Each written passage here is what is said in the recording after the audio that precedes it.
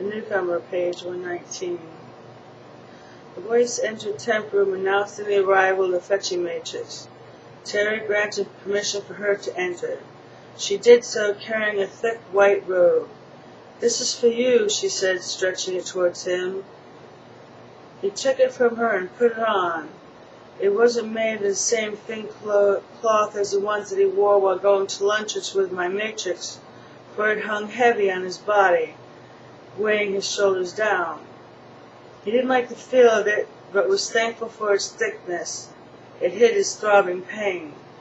The fetching matrix motioned that it was time for them to leave. Terry hurried out of the temp room, never to return. Lenise didn't remember being escorted to her chambers and didn't remember dismissing her escort, but she had. Pushing in her door code, she prayed that the door wouldn't open, or that it was another day, or that she would wake up, chalking this nightmare of a day to a piece of stale bread, but the door opened just as she knew that it would.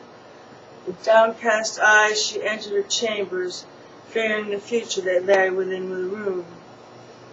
After setting her purse on the foyer table, she slowly entered the bedroom. The sight of the dingy white shawl folded and laying on the rocker where she had left it made her stop in her tracks, staring in disbelief. She wondered if she had gone mad and that it wasn't there at all as she walked over to the rocker and tested her hand towards the shawl. The iron was hot. The shawl was real. Picking it up and hugging it to her chest, she sat down on her rocker. Subconsciously rocking back and forth, she searched every inch of the liner for the tear. When her fingers found the opening, she held her breath and reached inside. The slip was still there. She fished it out and reopened it, not knowing how much time she had left before the runner came for the shawl. The paper had an address scrawled on it, a date and time, and a first name. The date was for a month from now. The time was 11:30 p.m. The name was Chardonnay, and the address was for a house in the Commons. Crumbling the message, she cursed the memory of Bertha. Earlier that morning, she chastised herself for feeling relief over the old woman's death. Since that time, the extortionist had put Lenise in more jeopardy than she had when she was alive.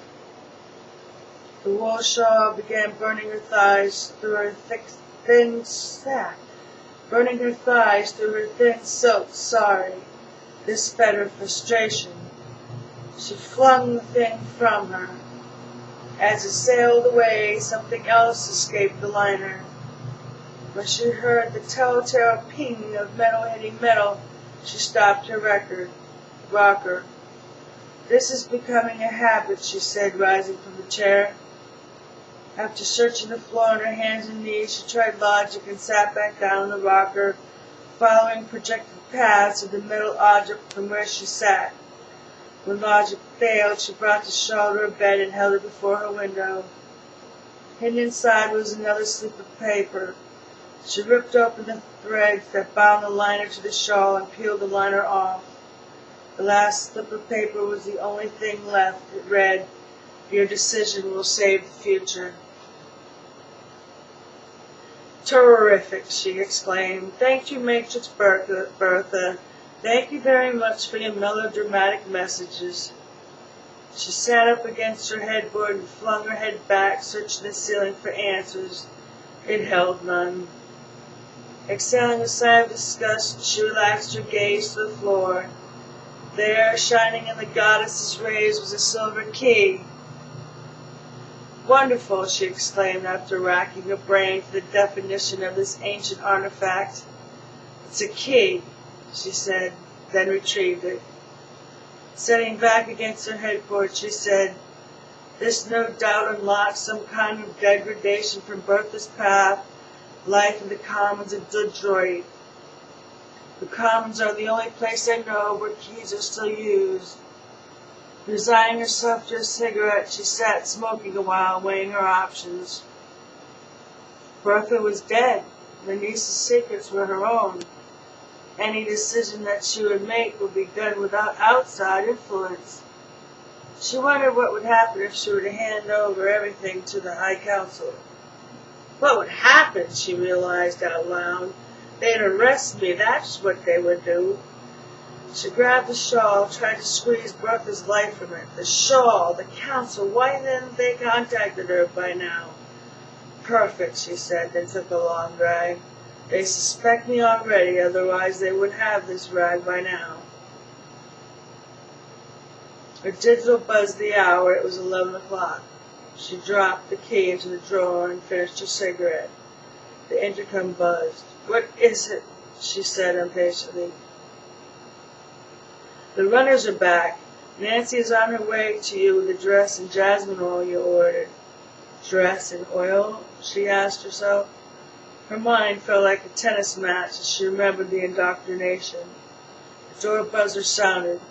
She stubbed out the rest of her cigarette, stashed the papers into the drawer, pushed the whole affair into the nightstand as the door buzzed again. She flew to the door, opened it from the panel, grabbed the package from Nancy, and dismissed the runner. "You're welcome," Nancy said to the closed door. Denise placed the bundles on her bed and blew a major sigh of stress through her pursed lips. Her thoughts ping-ponged back to the smoldering cigarette in her drawer. She released her drawer to find that she had successfully stubbed out the cigarette. She tore the button to shreds and set it and the tiny papers on fire. After reducing all evidence to ash, she flushed it down the toilet. The key she left inside the drawer to be got with later. She showered, shaved, and applied a scant bit of makeup all in 15 minutes, craving the lingering hours she would normally spend preparing for indoctrination.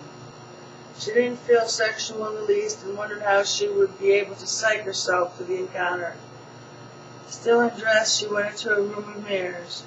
Standing before them, she viewed her body, taut skin covered, disciplined muscle. She smiled in approval, and they noticed the stretch marks. Releasing her tray from her mirror wall, she took from it a bottle of body makeup, a smooth and thin layer of stain over her body, concealing her flaws with a light tan. With little time for dressing, she put her jade sari back on. Checking her frazzled appearance reminded her of the council. The shawl! Retrieving it, she paced while she spoke to herself. "There's so little time to think," she whined, weighing each word in her rocking horse mind and burying her face in the scratchy wool. "So little time," she said again, her pacing bringing her to her computer, which gave her an answer. She set the shawl on the desk and sat down.